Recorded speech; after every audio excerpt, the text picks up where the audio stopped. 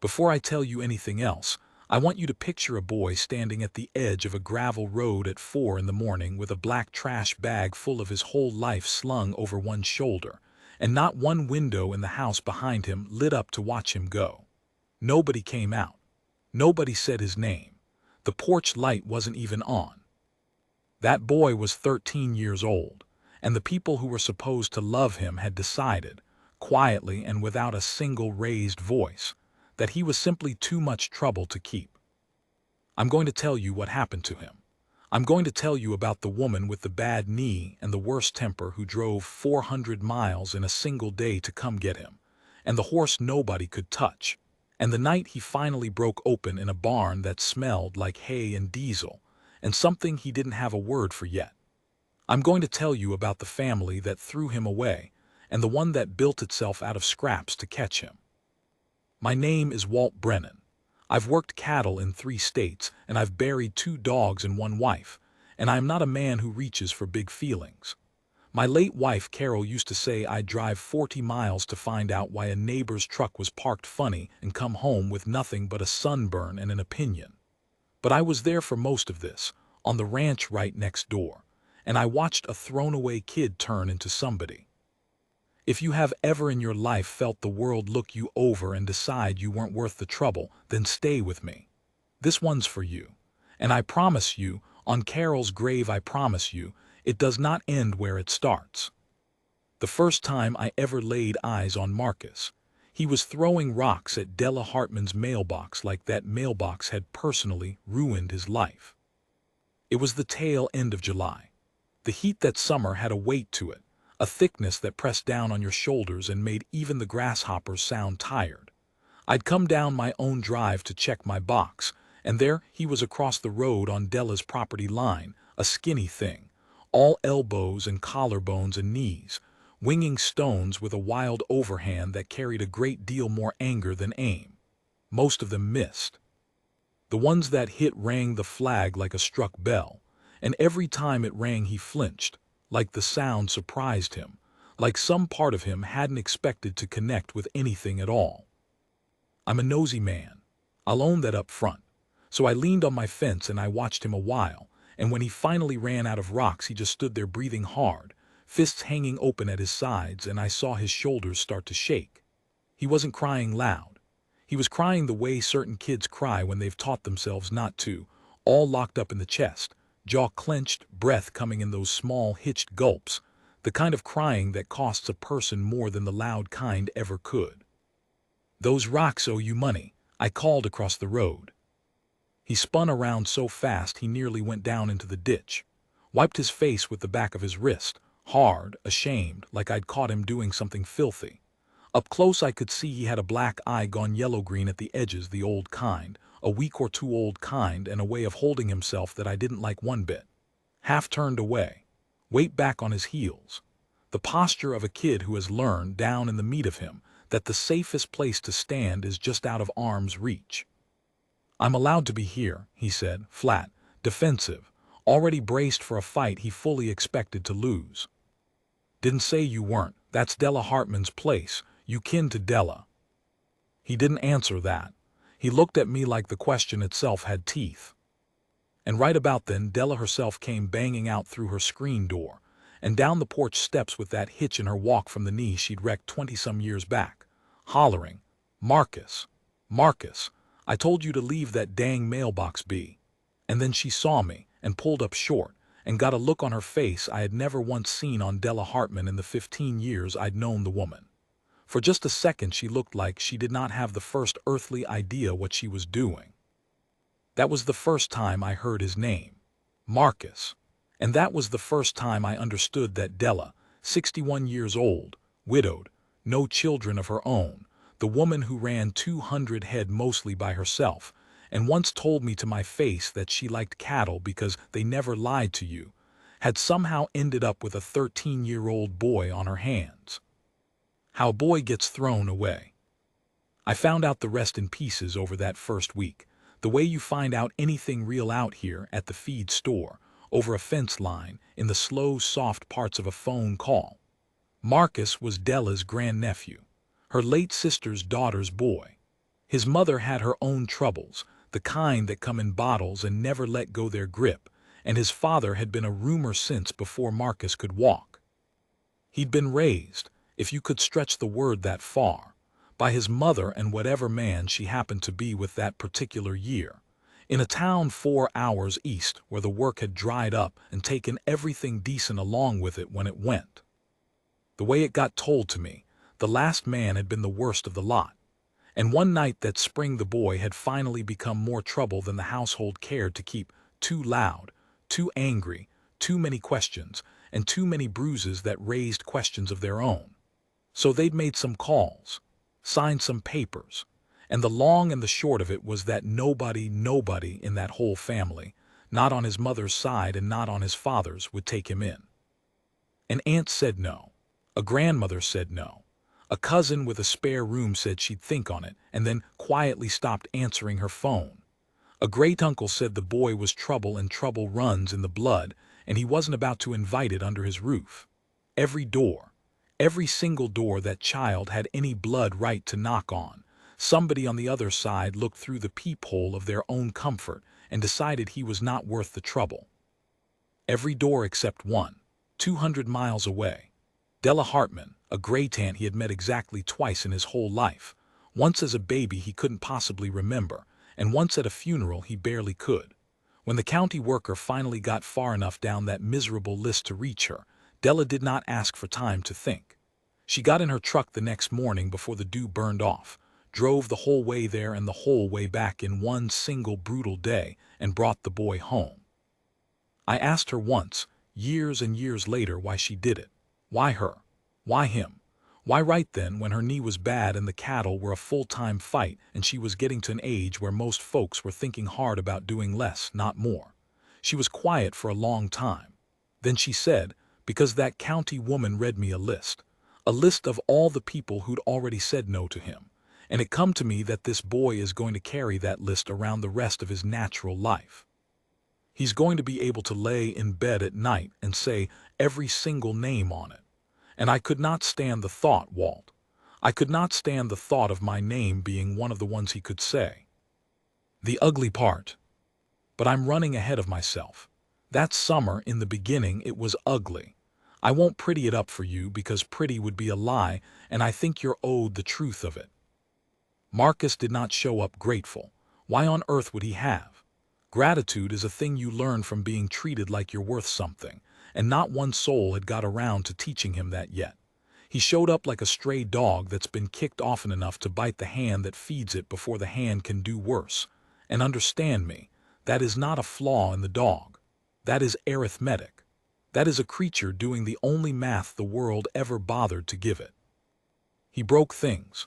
Not on purpose exactly, but not entirely by accident either. He left gates open, and out here, neighbor, an open gate is not mischief. An open gate is half a day of riding fence to get the herd gathered back. It's the difference between a calf that lives and a calf that wanders onto the county road in the dark and gets caught in somebody's headlights. He sassed Della in language I would blush to repeat. He took $40 out of the old coffee can she kept up on top of the refrigerator, and then he lied about it with his chin up and his eyes steady, daring her to call him a liar, almost wanting her to, like he was running some private experiment in his head, and the experiment was, how long until this one gives up on me too, like all the others did? And Della, God love that woman, Della was 61 and set in her ways, and possessed the exact patience of a person who has spent her entire life arguing with the weather. They went at each other those first weeks like two cats fighting in a feed sack. I could hear them clear across the road on a still evening, her voice climbing the ladder, his going flat and cold and mean, doors slamming hard enough to rattle the windows, the truck firing up and Della tearing off down the drive just to get gone before she said something she couldn't unsay, leaving the boy standing alone in the yard like he'd won something, like making her leave was the only kind of power he had in this world, and by God he was going to use it. 2 in the morning. There was a night about 3 weeks in. I remember it exactly because it was the night before the Caldwell auction, and I was up late anyway nursing a sick heifer when I saw Della's kitchen light come on at 2 in the morning. And stay on. I'll be honest with you, I thought about walking over. I didn't. Some things aren't a neighbor's business until they are. But I found out later that was the night Marcus had packed his bag. The same black trash bag he'd arrived with. He'd had it sitting by the front door, and he'd been out on the front step in the dark, waiting for first light so he could walk to the highway and stick out his thumb and go. Go where, he didn't know. He didn't have a where. He just had a go. He wanted to beat them to it, you understand. He wanted to leave before he could be left, because being left was the one single thing in his whole life that he understood completely and all the way down, and he was so bone tired of having it done to him that he wanted, just one time, to be the one who did the leaving. And Della found him out there, and she did not yell. She told me about this part herself, much later, and her voice went rough in the telling. She said she came out the door and saw the bag, and understood the whole entire situation in one single look, and every instinct she owned was screaming at her to argue, to lay down the law, to march out there, and tell him exactly how much trouble and money and gray hair he'd cost her in 3 short weeks. And instead she just sat herself down beside him on that cold concrete step in her nightgown, with her bad knee cracking like a rifle shot, and she didn't say one word for the longest while. Then she said this. She said, "You can go if you've a mind to. I'm not going to chain you to the porch rail. But I drove 400 miles in one day to come and get a boy I'd met twice in my life, and I didn't do all that just to lose him to a highway 3 weeks on. So if you're set on going, then you tell me where, and I will drive you there myself, and at least I'll know you're somewhere safe. But I am not going to sit here and let you walk off into the dark and then spend whatever years I've got left wondering what became of you. I have buried enough people in my time, Marcus. I am not putting you on that list too." He didn't go. He didn't say anything either. But when the sun finally came up over the ridge, he was still sitting there, and the bag was still by the door, and Della went in and made pancakes, the box kind, mind you. She's no cook and never claimed to be, and after a long while the boy came in off the step and ate them. 11 pancakes, she swore to me on her own mother's memory. The boy ate 11 pancakes like he was trying to fill a hole that food could never reach the bottom of. And that, near as I have ever been able to figure, was the morning Marcus decided to stay. Not because anything had been fixed. Understand that. Nothing was fixed. Nothing was even close to fixed. But because for the first time in the whole of his short, hard life, somebody had told him plain that they would rather keep him than be shut of him, and had meant it down deep enough to go and sit out in the cold at 2 in the morning just to say the words out loud. That horse.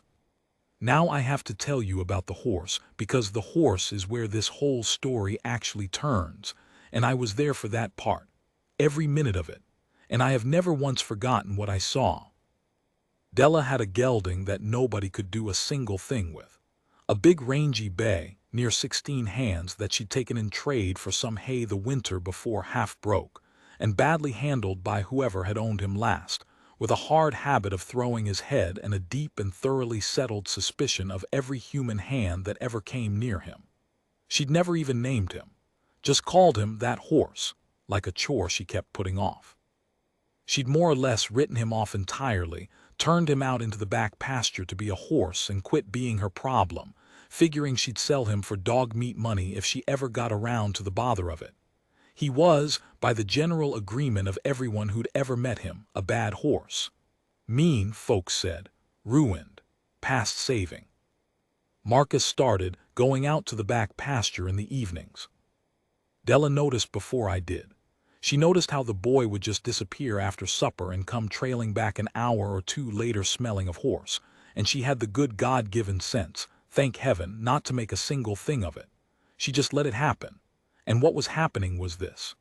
Every evening Marcus would walk himself out to the back fence and climb up and sit on the top rail, not too close, never too close, and just be there. He didn't try to touch the gelding. Didn't bring a rope or a halter or any notion of catching him. Some evenings he carried out a book Della had gotten him from the county library. He was a reader, it turned out, which was one of the very things that had made him strange and unwelcome in a house that didn't hold with reading. And he'd sit up there on the rail and read out loud to a horse that stood off 40 feet away, pretending with its whole body not to be listening.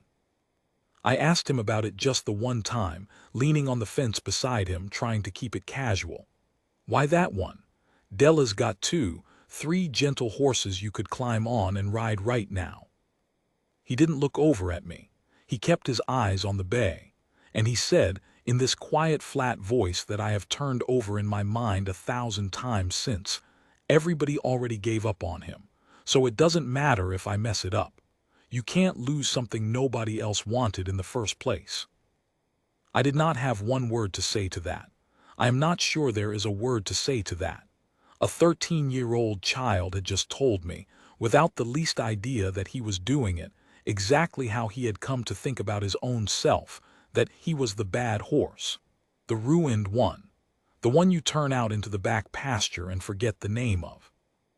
And he'd gone looking, on that whole big ranch, for the one living creature that was every bit as thrown away as he was, because it was the only relationship in the entire world where he could not possibly fail. Because failing requires that somebody had hopes for you to start with, and the boy had decided, deep down, that nobody ever had and nobody ever would. Inch by inch. It took him the rest of the summer. Inch by inch, evening by evening. He'd move himself one fence post closer over the span of a whole week, no faster. He learned partly out of a library book, and partly from Della's grudging advice tossed sideways while she pretended hard to be doing something else entirely, that you don't walk straight at a frightened animal, you don't lock eyes and stare it down, you turn your body a little away and you wait, and you let it come to you. You make yourself into something that is not a threat, and then you do that over and over and over again until the animal, against all its hard experience, finally decides to believe you. He learned to stand at the fence with his hand held out and nothing at all in it, asking for nothing, just offering. And he learned to do the single hardest thing there is for any angry, frightened creature to do in this world, which is to keep on offering after you have already been refused. And he got refused for weeks. The bay would drift in close and then spook off, drift in close and spook off. And every single time, Marcus would just settle himself back down and wait and offer again. No anger when it left, no sulking. He'd just open his hand back up and wait for the next evening. I expect you have already understood that I am not really talking about a horse anymore. I expect Marcus understood it too, somewhere underneath everything, though he would have died before he'd have said it out loud to a living soul. Stay.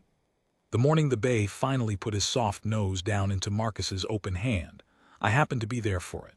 I'd walked over to borrow a post driver, and Della shushed me hard at the gate, grabbed me by the sleeve and pointed. And the two of us stood there, a pair of old fools holding our breath in the long grass, and we watched that ruined horse walk the last 40 feet it had flat refused to walk for the whole entire summer. We watched it lower its big, suspicious head. And we watched it breathe, slow and easy, into the open palm of a thrown-away boy who had done absolutely nothing all season long, but keep on showing up. Marcus didn't whoop, didn't grin and spin around hunting for somebody's praise. He just stood there real still with his hand under that horse's chin, and I watched his shoulders come down about 2 full inches, and I watched a long shaking breath go out of him. And it came to me, standing there, that the boy had been holding himself braced against a refusal for so long, for so many years, that his body had plain forgotten how to do anything else. And here, at last, was a thing that hadn't refused him. Here was a living creature that had looked him over and decided, all on its own, that he was worth walking the last 40 feet for. Della's hand was tight as a vice on my forearm, and when I looked over at her, that hard old woman who liked cattle because cattle never lied to her had tears standing bright in her eyes, and a look on her face like she was watching something get built right in front of her that she had long ago given up as past all building. "What's he going to name him?" I whispered. And Della, never once taking her eyes off the boy, said a thing I did not rightly understand until a good while later. She said, "He already done it, told me last week. He's calling that horse Stay." Stay? The boy, who had been told no by every door he had a blood right to knock on, had taken the first living thing that ever chose him of its own free will, and given it the one single word he had needed his whole life long, and never one time in all those years been given by anybody. The car in the drive. Now, I would dearly love to tell you that fixed everything. That love conquered all, and the boy bloomed like a spring field, and the gray tants softened like butter, and the three of them rode off into a gold sunset on a redeemed horse. But you have lived a life, friend, the same as I have, and you know full well it does not go like that. Real is never once shaped like that. Because 3 days after that morning at the fence, a car I did not recognize came rolling slow up Della's long drive, raising a low tail of dust, and it stopped in the yard, and a woman got out of it, and from clear across the road I watched Marcus come walking out of the barn with a lead rope in his hand, and stop dead in the middle of the yard, and go absolutely white to the lips. It was his mother. And whatever was about to happen on Della Hartman's ranch, whatever fight was coming over that boy, whatever the thrown-away child was about to be asked to stand in the yard and decide, I had a cold feeling settle low in my gut, standing there at my own fence with a borrowed post driver hanging useless in my hand, that the very hardest part of Marcus's story had not even gotten started yet. What I saw across the road.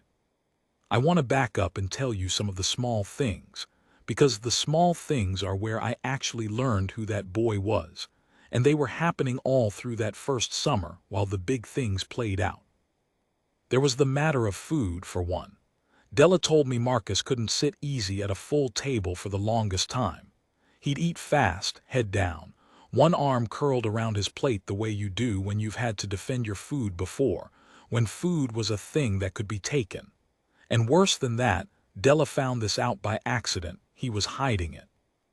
She went to change his bedsheets a few weeks in and found bread gone hard, crackers, a couple of apples, squirreled away in the back of his closet and under the mattress. A whole little hoard of it. And her first hot instinct, she admitted to me, was to be cross about the mess, about the waste, about food going to rot in her house. And then she stood there in that boy's room holding a stale heel of bread, and the meaning of it landed on her all at once, and she had to sit down on the edge of his bed because her legs went out from under her. He wasn't stealing food. He was insuring against starvation. Somewhere back in that town 4 hours east, there had been times the food ran out, when the money went to the bottle or the man, when a small boy learned that a full belly today was no promise at all of a full belly tomorrow, and the only sane thing to do was take a little extra when you could and hide it against the lean days you knew were coming. He'd carried that lesson 200 miles, and it didn't know yet that it could stop. Della never said a word about the hoard. That was the smartest thing she ever did, I think, and she did a lot of smart things. She just started leaving food out where he could see it. A bowl of apples on the counter, always full. Bread in the box, always more than they'd eat. She made his portions big and never once said clean your plate, never made food a battle, never made it scarce even as a joke. And slow, so slow, over months, the hoard in the closet stopped growing. And one day, she marked it on the calendar, she was that glad she changed his sheets, and there was nothing under the mattress at all. The boy's body had finally started to believe that tomorrow there'd be breakfast. You and I take that for granted. For Marcus, it was a thing he had to learn, like reading, like roping, a thing that had to be taught to the deep animal part of him one full breakfast at a time. The sound of the truck. Here's another small thing, and it ties back to that night he packed the bag, but I didn't understand it till later. Della had a habit of going to town on Saturday mornings. Always had. Feed store, groceries, gossip gone 2-3 hours. And those first Saturdays when she'd come home, she'd find Marcus in a state, not crying. He'd never let her catch him crying, but tight and mean and wound up like a spring, picking a fight the second she got in the door. And she couldn't make sense of it. She'd left him with a full fridge and the radio and chores enough to fill the time. Why was he like a cornered cat every Saturday by noon? It was me that figured it out, and only because I'd watched my old dog do the same thing after Carol passed. The boy didn't believe she was coming back. Every time that truck went down the drive, some part of Marcus was certain it was the last he'd see of it. That this was the Saturday she finally didn't come home, the way nobody in his life had ever reliably come home. He'd spend those whole 3 hours bracing for it, building the scar, getting himself ready to be left, and then she'd come banging back in with groceries, and instead of relief, what came out of him was rage, because the bracing had cost him so much and turned out to be for nothing, and he didn't have any other way to spend all that wound-up terror. So he spent it on her, picked a fight. It was the only language his fear knew how to speak. When I told Della my theory, leaning on the fence with a cup of her bad coffee, she went quiet and looked off at the hills for a long time. And the next Saturday, before she left, I watched her do something. She walked out to where the boy was mucking the stall, and she didn't make a speech of it. She just said, "I'll be back by noon. I'm always going to come back, Marcus. You can set your watch by it." But I know setting your watch by a person is a thing you've got no practice at, so I'm going to say it every Saturday until you don't need to hear it anymore. And she did. Every Saturday for I don't know how long. She said it before she left, and she made sure to come back exactly when she said, building the thing back up in him that the world had torn out, one Saturday at a time. Why I'm telling you this?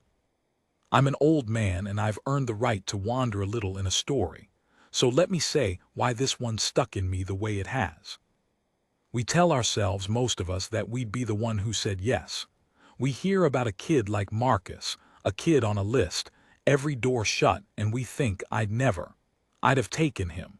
But the truth is that whole long list of people who said no weren't monsters. They were ordinary, tired, scared people with their own troubles and their own spare rooms full of their own excuses. And every one of them found a perfectly reasonable way to decide that this particular drowning child was somebody else's to save. That's how it almost always goes. Not with cruelty. With reasonable, exhausted, understandable no.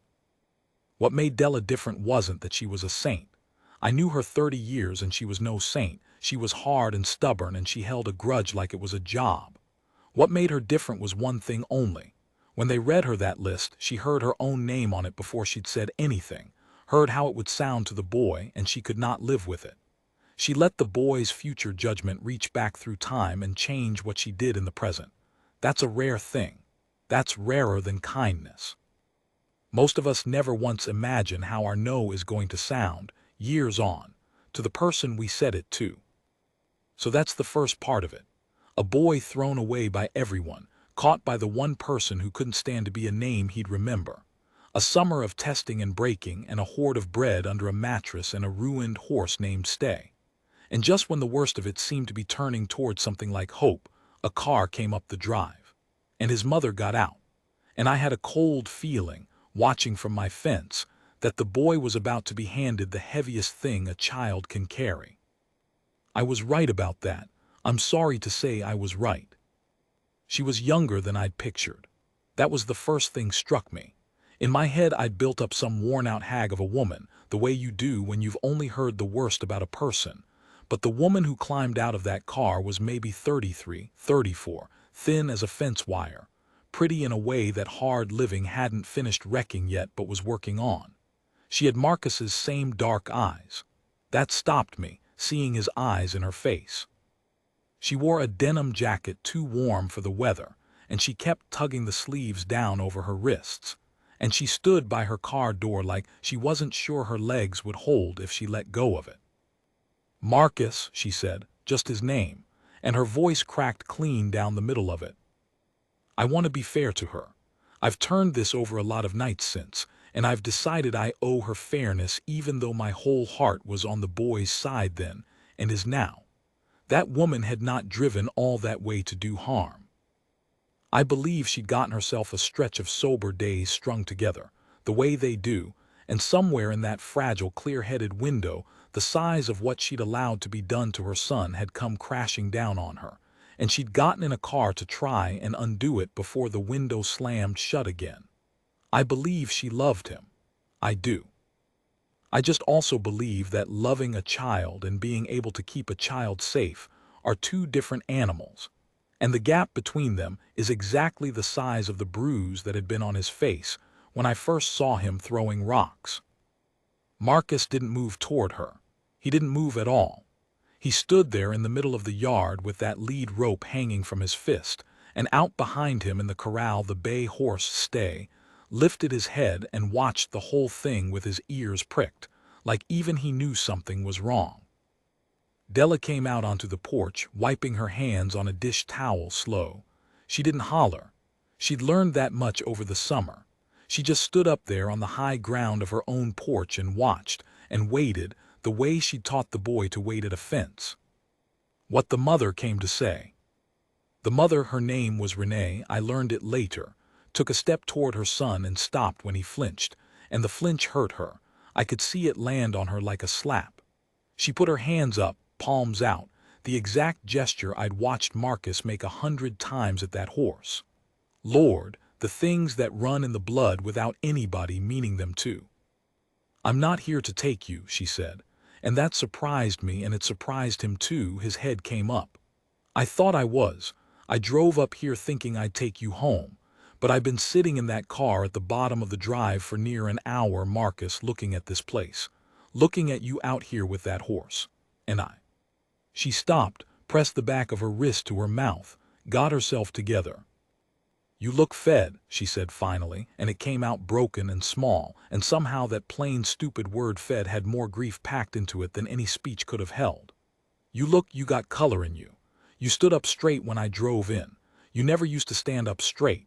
She laughed, this wet, awful little laugh. I came to get my boy and I find him standing up straight in some field, and I can't even, how am I supposed to?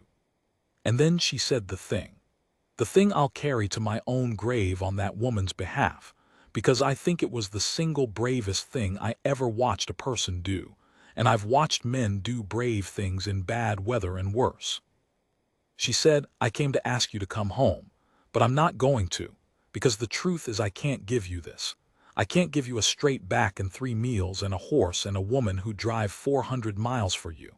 I keep telling myself I'm going to be able to, and I keep being wrong, and you have paid for me being wrong your whole life, baby. So I'm not going to ask. I'm going to do the one good thing I know how to do for you, which is leave you somewhere better than me. The boy's face. I have seen grown men get news that broke them. I have stood in a kitchen and watched a friend learn his wife was gone, but I am not sure I have ever seen a human face do what Marcus's face did in that yard. Because here is the cruel knot of it, and Della and I talked about this for years after, trying to understand it. The boy had spent his whole life wanting exactly one thing from that woman, and the thing he wanted was for her to choose him, to fight for him, to want him more than she wanted the bottle, more than she wanted whatever man, more than she wanted her own ease. And here she finally was, having driven all that way, and she was choosing him, but she was choosing him by giving him up. She was loving him by leaving him. The one time in his whole life his mother put his good ahead of her own, the shape that love took was a goodbye. How does a 13-year-old hold that? How does anybody? He started to cry. Not the locked-up silent crying I'd seen at the mailbox. This was something tearing loose. And he said, and his voice came out younger than 13, came out about 6, he said, "You're leaving again. You always leave." And Renee said, "I know it, I know I do. But this is the first time I ever left so you'd be better instead of worse. Can you," and her own face was coming apart now, "can you try to know the difference? Someday, even if you can't today." He didn't answer her. He couldn't. He just stood there shaking with that rope in his hand. And here's where Della came off the porch. Della comes down. She came down those steps slow, with a hitch in her walk, and she crossed that yard, and she did not go to the boy. That surprised me. Every instinct in my body would have sent me to the boy. But Della, that hard, wise old woman, went to the mother. She stood in front of Renee, and the two women looked at each other a long moment, and a whole conversation passed between them that didn't use any words, the old one who couldn't have children and the young one who couldn't keep the one she had, both of them looking at the same boy from opposite ends of a sorrow. And then Della said, quiet, just for the two of them, but I was close enough to catch it. You did right. I know what it cost you, and you did right. And I'm going to tell you something so you can carry it in that car with you. I'm not going to let him forget you. I'm not going to poison him against you to make my own self look better. When he's grown and he asks me about you, I'm going to tell him a woman drove 400 miles to do the hardest thing a mother can do and did it sober and did it for him. You hear me? That's the story he's going to get. Now go on before you can't. And Renee, God, this woman, Renee nodded and looked one more long time at her son standing there wrecked in the yard, and she didn't go hug him. I think if she'd touched him, she'd never have made it to the car. She just said, I love you, I'm sorry. Both of those are true at the same time, and I need you to believe me that they can be. And she got in her car. And she drove down that long drive raising her low tail of dust, and she did not look back, because looking back would have been for her. And she decided, maybe for the first time, to do the thing that was for him instead. The barn. Marcus broke after the car was gone. He didn't run to Della. He ran to the barn. And that's the part I have to tell you careful, because it's the heart of the whole thing, and Della only told it to me once, years on a night she'd had 2 glasses of wine, which for Della was a bender. She followed him into the barn, found him collapsed in the straw of Stay's stall, curled up small as he could make himself, sobbing in a way she said she hoped to never hear again as long as she lived. And the horse, that ruined, mean, untouchable horse, the horse had its head down over the boy, breathing on him, not spooked by the crying, not anything, just standing watch over him with its big body between Marcus and the door like it had decided that was its job now. Della said she got down in that straw with her bad knee, which she said hurt like the devil and which she said she would do again 1,000 times over, and she gathered that boy up against her, and she didn't tell him it was okay, because it wasn't okay and he'd have known she was lying. She just held on, and after a long while, when the worst of it had passed through him, she said the thing that I think finished the work the whole summer had started. She said, I want to tell you why I named no horse on this place in 30 years, and you went and named that one in a week. It's because naming a thing means you've decided to keep it. I was scared to keep things. I lost my husband and I lost my sister, and I decided somewhere in there it was safer not to name what I might lose. And then you showed up, and you named that horse Stay before you'd even let yourself believe you were staying. You were braver than me, boy. A 13-year-old was braver than a grown woman about the one thing that matters. So here's what we're going to do. We're going to be brave together. I'm going to name you. Right now. Not your name, you got a name. I'm going to name what you are to me. You're mine, that's the name. Anybody asks, that's what you are. Mine. What mine means. Now you have to understand what that word meant, coming from Della Hartman, to a boy who'd been a thing nobody would claim. His whole life, the question hanging over him had been, whose are you? And the answer had always come back, nobody's. Not wanted, not claimed. A boy you could leave on a list and nobody would fight for a spot. And here was this old woman in the straw with a horse standing watch, telling him the answer to the question was different now. Mine. The most possessive, most claiming, most refusing to let go word in the whole language, said over a child who'd been let go of by everyone. He didn't say anything back. Della said he just grabbed 2 fistfuls of her shirt and held on like the barn was a boat in high water, and they stayed down in that straw till it got dark, the woman and the boy and the horse, and at some point Della realized he'd fallen asleep against her, dead asleep, the bottomless sleep of a person who's finally too tired and too safe to keep their guard up. And she didn't move, even though her knee was screaming, even though it had gone full dark and the chores weren't done. She let the boy sleep on her shoulder in the straw because she decided some chores can wait, but a child sleeping safe for maybe the first time in his life cannot be disturbed for cattle. The slow months. After that, the change in Marcus wasn't a lightning bolt. I want to be honest about that, because the stories people tell always make it a lightning bolt, and the truth is it was a slow thaw, a season-long melt, with cold snaps in the middle of it. He had bad days still. Days the old wiring kicked in and he'd test her all over again, sure that this good thing was about to be snatched back the way every good thing always had. There was a stretch in the fall where he got it in his head that Della was going to send him off to a home. She'd had to take him to a county office to sort out some paperwork, and his whole body had read that car ride as a betrayal, as the beginning of another goodbye, and he'd gone silent and mean for the better part of a week, breaking things again, leaving gates again, daring her again. And Della, who finally understood the language he was speaking, didn't take the bait. She just kept showing up. Made his eggs, fixed his gate, said "you're mine" over breakfast like it was a fact about the weather, and eventually the boy's body relearned what his summer had taught him, that this one wasn't going to break, and he came back around. He started school that fall, which was its own war. A new kid, a year behind from all the chaos, with a chip on his shoulder you could see from space. He got in fights, of course he did, but here's a thing I noticed: he stopped lying. That was the first piece of the old Marcus to fall away. He'd come home and tell Della flat out, "I hit a kid today," chin up, ready for the punishment, ready for the proof that he was bad and unkeepable. And Della would say, "Why?" and listen to the whole thing, and sometimes she'd say, "He had it coming," and sometimes she'd say, "You were wrong, you'll apologize." But either way she didn't send him away over it. She'd found the one thing that man and that mother and that whole long list of no's had never given him, which was a consequence that wasn't abandonment. He could do wrong and still be kept. He could fail and still be hers. Took him near a year to believe it in his body and not just his head. The reader. The reading was the other thing that saved him, and I have to give credit where it's due, because it wasn't Della and it wasn't me. It was a librarian.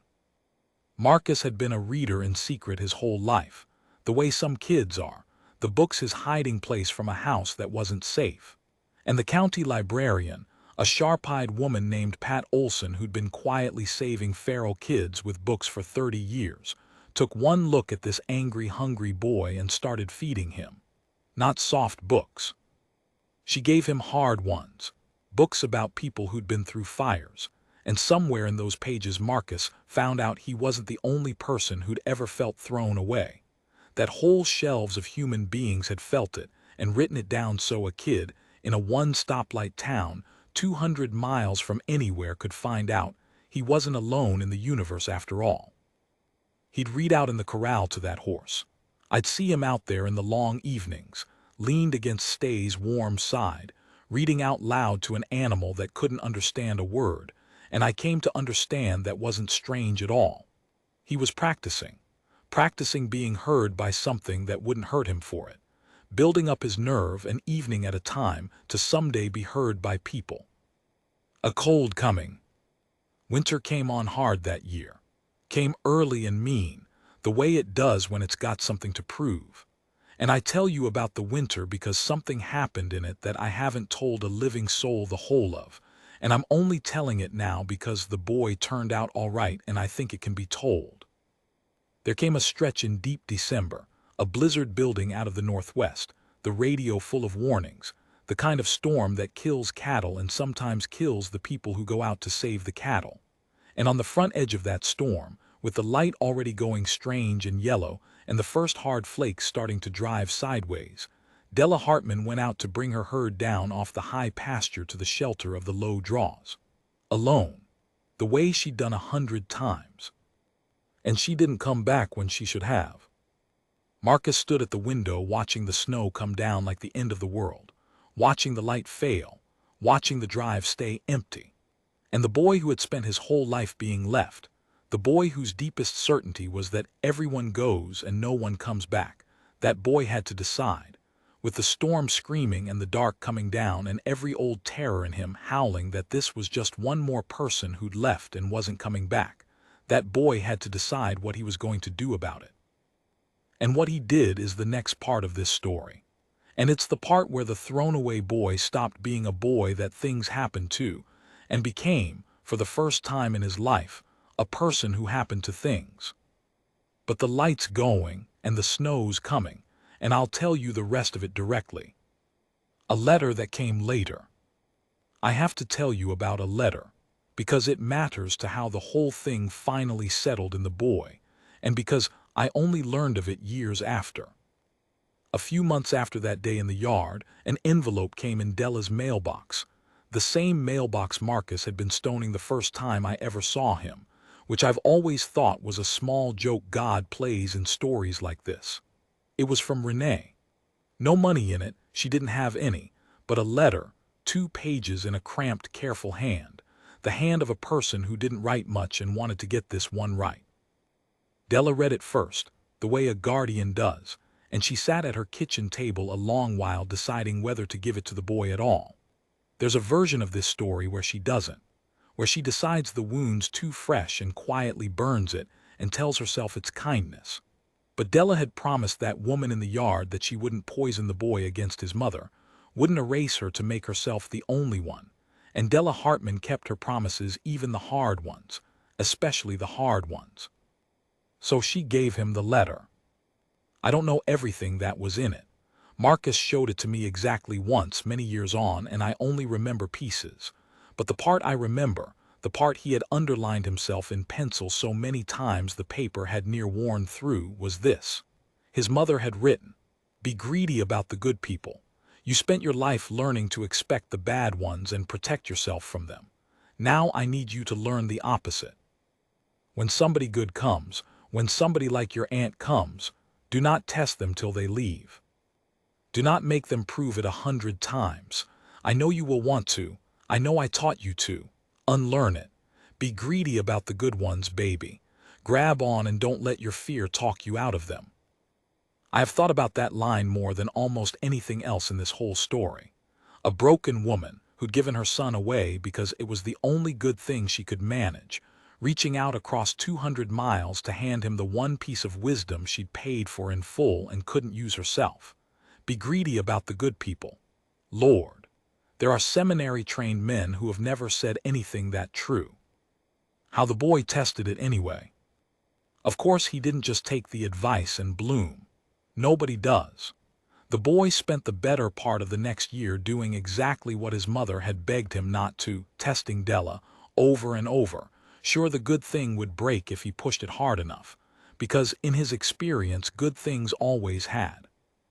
There was the business with the truck. He was 15 by then, and he took Della's truck out one night without leave, no license, just took it and put it in the ditch a mile down the county road. Wasn't hurt, thank God. But here's the part that tells you what the test really was. He didn't come home and lie about it. He didn't run. He walked the mile back in the dark and stood in the kitchen and told Della exactly what he'd done. And then this is the thing, then he went and packed his bag. The trash bag, the same one. He still had it, kept it folded in his closet all that time like a parachute, like a thing you keep in reach in case the floor drops out. And he packed it and he set it by the door and he stood there with his chin up, and what he was really saying underneath was, "Here it is. Here's the wrong I've done. This is the one that does it. This is where you finally send me away like everyone always does. I'll save you the trouble of saying it. I've already packed." And Della, who understood the language now, who'd had a whole year of lessons in it, looked at the bag by the door and looked at the boy, and she did not raise her voice. She walked over and picked up that trash bag and she carried it out to the burn barrel in the yard, and she set it on fire, and the two of them stood there in the dark watching it burn. And she said, "You're going to pay for the truck out of working it off, every dollar, and you're grounded till the leaves turn. But I'm burning this bag, and if you get another one I'll burn that too, and I'll keep burning bags until you understand there is no bag. There is no leaving here. You did a stupid, dangerous thing, and you are still mine, and both of those are true at once. Now go to bed." He told me, decades later, that watching that bag burn was the night something finally let go in his chest that had been clenched since before he could remember. Not because she forgave him, because she made it impossible to be sent away. She took the exit off the table and burned it in a barrel, and a boy who'd spent his whole life with one eye on the door finally, for the first time, didn't have a door to watch. The way grief works on a ranch. I said winter came hard that year, and I'll get to the storm. But first I want to tell you the thing about grief and work. Because it's part of how the boy got built, and people who haven't lived this way don't always understand it. On a ranch, the animals don't care about your feelings. The cattle need feeding whether your heart's broke or whole. The horse needs mucking the morning after the worst night of your life. And there's a mercy in that, a hard mercy, that I think saved Marcus as much as any kind word ever did. Because in the months after his mother drove away, when the boy was carrying a grief too big for his body, he had somewhere to put it. He had 400 animals that needed him at dawn regardless. He had a horse that had to be ridden, fences that had to be walked, hay that had to be thrown whether he felt like living that day or not. I watched him learn what I'd learned when Carol died, which is that sometimes you can't think your way out of a sorrow. You can only work your way through it, one chore at a time, one dawn at a time, until you look up some morning and notice the weight's a little lighter, and you can't say exactly when that happened. The work doesn't fix the grief, but it holds you up while the grief does what it has to do. It gives your hands something to do while your heart's underwater. Della knew that. I suspect it's half of why she put him to work so hard so fast, not to use him, but to give him the same handhold that had kept her alive through her own losses. By spring the boy could say his mother's name without his face coming apart. By summer he could talk about her a little. The work had carried him, the way it carries all of us out here, the way it had carried Della through a husband and a sister, the way it would someday carry Marcus through Della herself. It's not a thing you can explain to someone who's never done it. The cattle save you by needing you. You stay alive partly because something else can't unless you do. The storm comes. And then, like I told you, winter came on early and mean that year, the way it does when it's got something to prove. And in deep December, a blizzard built up out of the northwest, and the radio filled with the warnings, and the light went that strange dead yellow that means the worst is nearly on you. And Della Hartman, who'd brought her herd down off the high pasture 100 times alone, saddled up her good mare Ember and rode out into the front edge of it to do it once more. Marcus was at the window, the boy who'd had every person in his life leave and not come back, the boy who'd just spent a year and a half learning, against everything he knew, to be greedy about the good ones and to believe the door was burned and the leaving was over. And now here was the snow coming down like the end of the world, and the light failing, and the drive staying empty, and the oldest terror in him rising up to say, see, you fool. You let yourself believe it. You let yourself love her, and now look.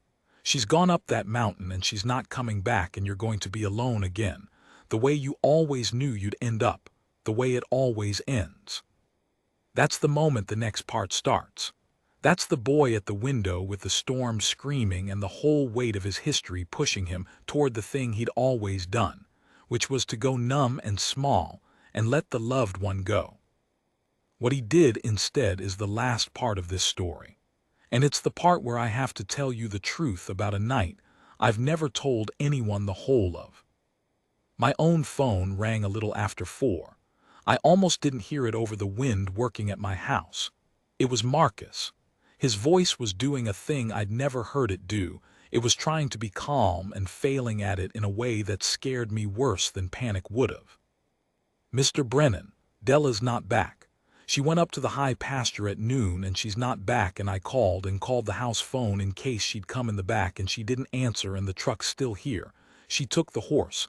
She took Ember, and it's been 4 hours, and the storm," he ran out of air. "I don't know what to do. I don't know what to do, Mr. Brennan." I want you to understand the size of what was in that phone call, because you might miss it if you don't know the boy's history. This was a child whose entire life had taught him one iron lesson. When people leave, you let them go, because chasing only gets you hurt and they don't come back regardless. Every cell in Marcus's body had a lifetime of training telling him to stand at that window and accept the loss, the way he'd accepted every loss, to go numb and small and start building the scar before the wound even finished opening. That was the path of least pain. That was what he knew. And instead he'd picked up a phone and called for help. Do you see it? The thrown-away boy, in the exact moment his oldest nightmare came true, did the one thing his whole life had never let him do. He refused to let someone go. He fought for somebody. For the first time, he was on the other side of it. He was the one who wasn't going to stop until the missing person came home.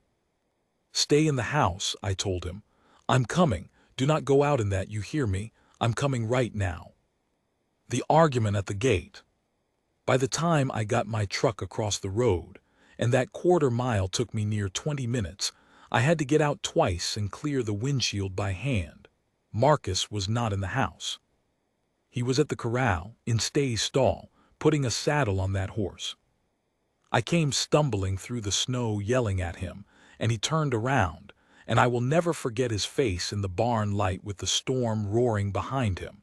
It wasn't a child's face anymore. Something had finished cooking in it. "She went up the north trail," he said, cinching the saddle. His hands sure even though they were shaking. "There's only the one way up. If she's down, she's on that trail. I know that trail, she taught me that trail all fall. Stay knows it too, he's been up it 20 times. Marcus, you are 14 years old and that is a blizzard.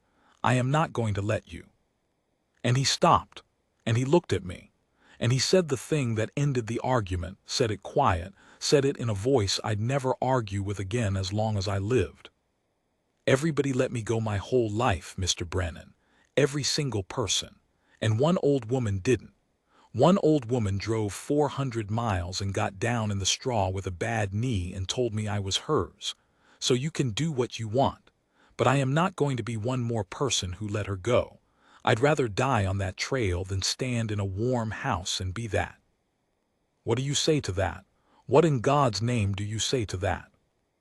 I'll tell you what I did. I'm not proud of all of it and I'm not ashamed of any of it. I said, "Then I'm coming with you, and you'll do exactly what I say up there, and we take my rope and the big light and we tell nobody till it's done because they'd stop us and they'd be right too." And I went and saddled Della's gentle mare myself, fingers gone stupid with cold, and the two of us rode out into that storm, a half-frozen old man and a thrown-away boy on a ruined horse, to find a woman the world would have said was already gone. Up the North Trail. I won't romance the ride. It was the worst hour of my life and I've had some bad ones. The snow took the world away. We rode with my big spotlight cutting maybe 10 feet of swirling white and nothing beyond it. The cold got into the joints of my hands so deep I couldn't feel the reins, had to look down to know I was still holding them. The wind screamed in a way that made talking pointless, so we rode in a roaring white silence. The boy ahead on the bay because that horse, that supposedly ruined horse, walked into the storm like he'd been waiting his whole life for a reason to be useful. And here's the thing about that horse that I have never gotten over. Stay new, I don't care how it sounds.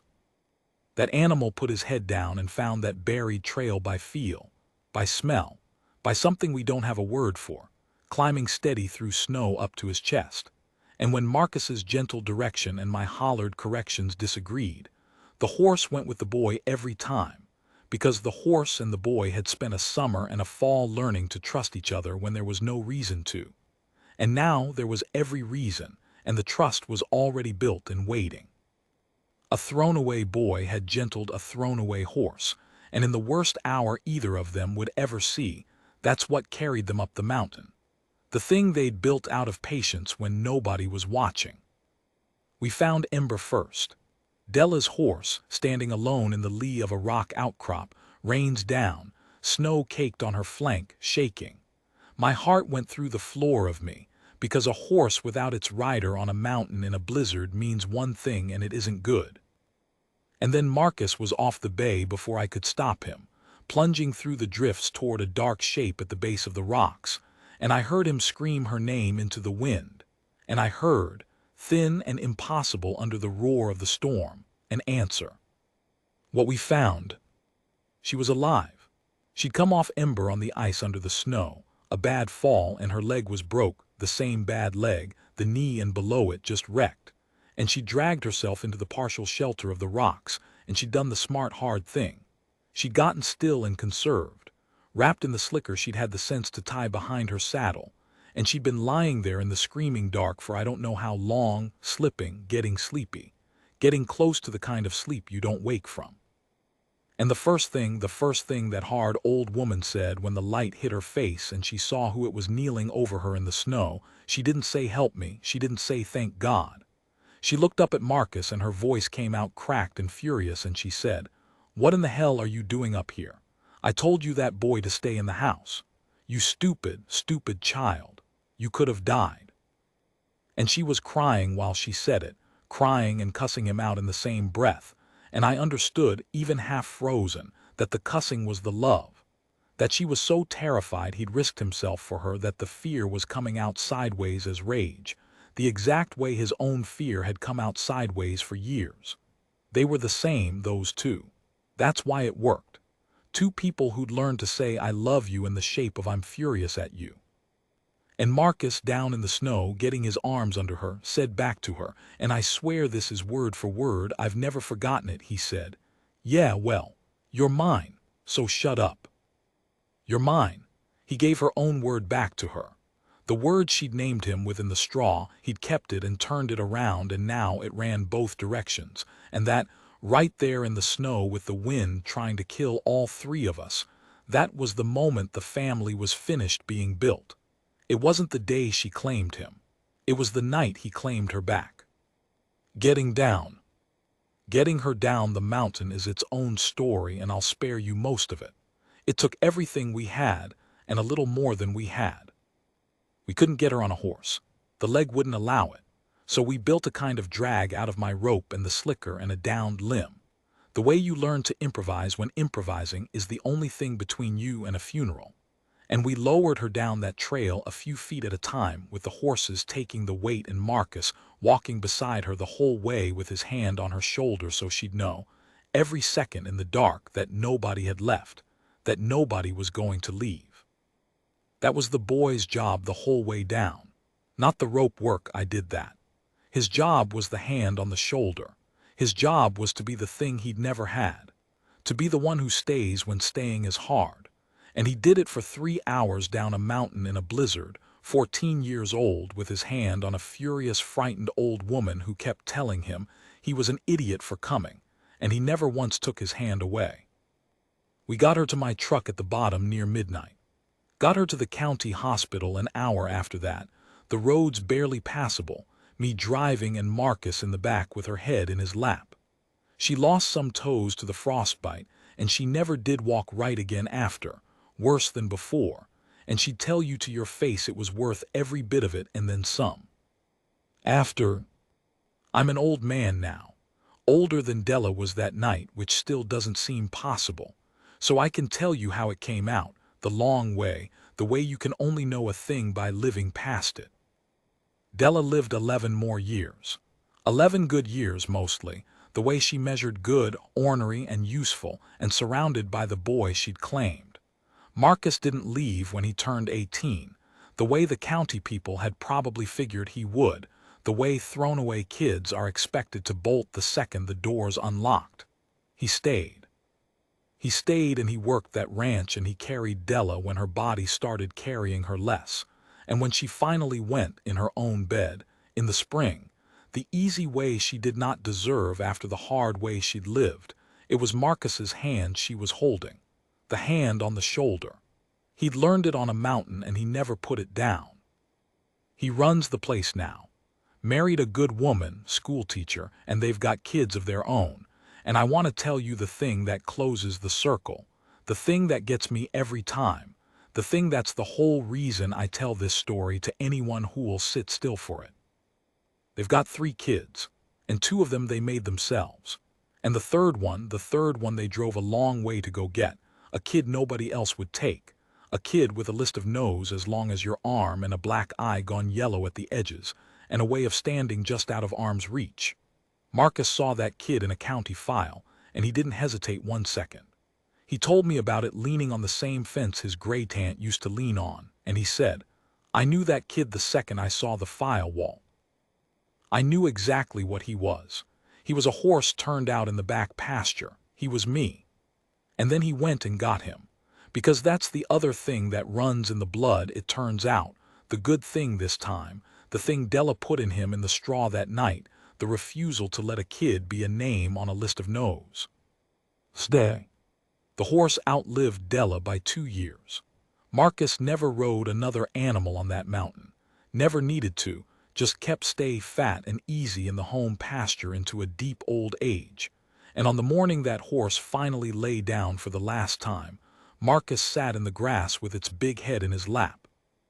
The same way he'd ridden to the hospital with Della, and he stayed there the whole day, with his hand on its neck until it was over. The hand on the shoulder, to the very end. He'd named that horse a single word when he was 13 and didn't yet believe anybody would ever do for him what he was promising to do for it. And he kept that promise for 16 years, right down into the grass. I asked him once, not long ago, both of us old now, what he thought about all of it. The list of people who said no. His mother driving up to give him away the only good way she knew how. Della in the straw, the mountain. He was quiet a while, the way Della used to go quiet. Then he said, I spent a long time angry at the list, all those people who didn't want me. And somewhere in there it turned over on me, and I figured out if even one of them had said yes, I'd never have ended up here. I'd never have got Della, never got Stay, never got my own kids, that boy especially.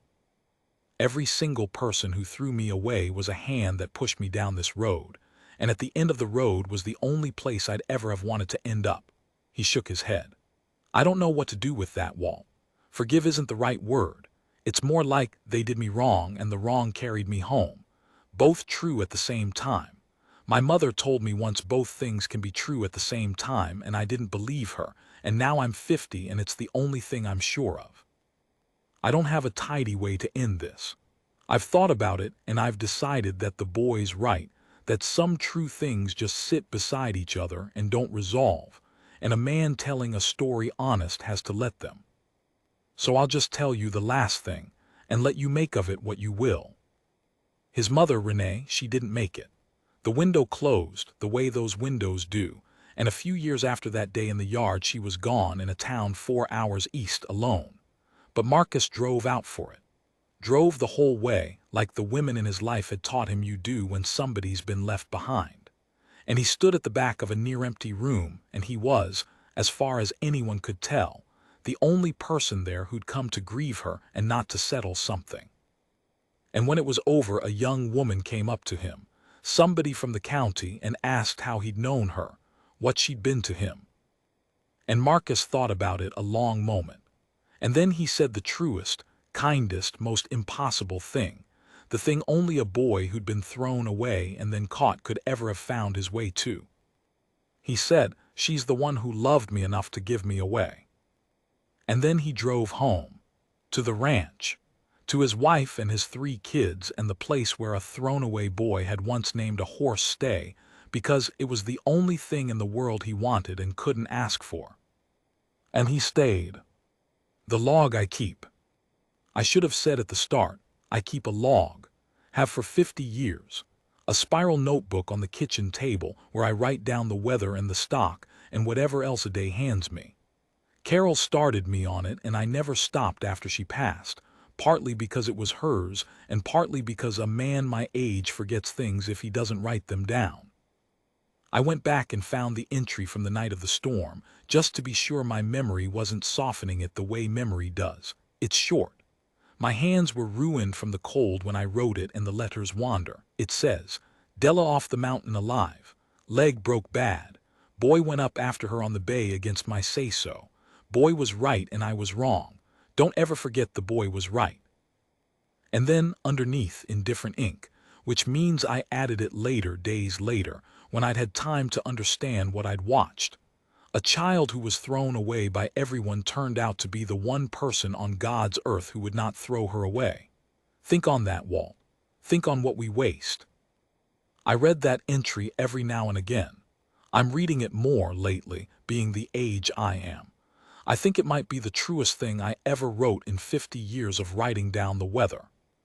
What the boy carried. I told you the boy's job, going down the mountain, was the hand on the shoulder. But I didn't tell you everything that hand was carrying because I didn't understand all of it that night. I understand it now.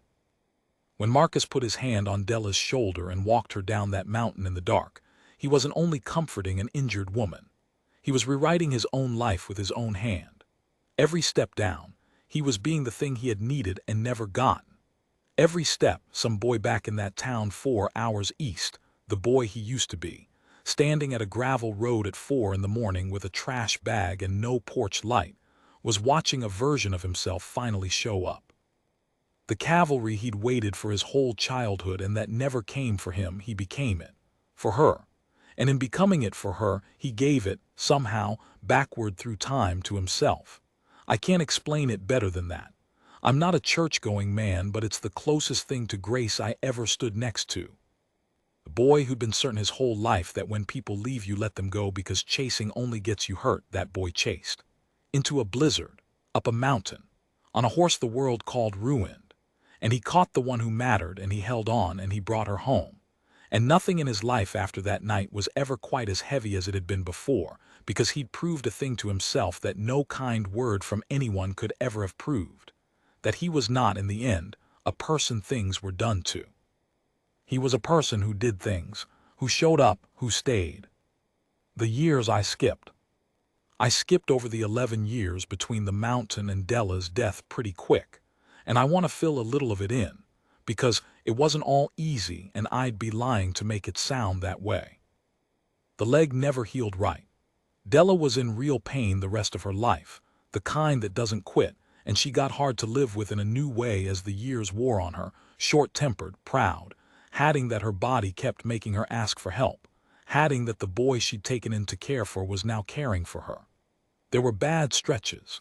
There were days she snapped at him cruel, days the pain made her someone she wasn't, days she said things a person doesn't fully take back.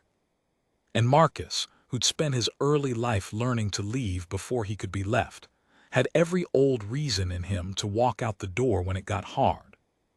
Never did, not once. He'd learned the lesson all the way down by then, the lesson she'd burned into him with a trash bag and a barrel. There is no leaving here. He gave it back to her exactly as she'd given it to him.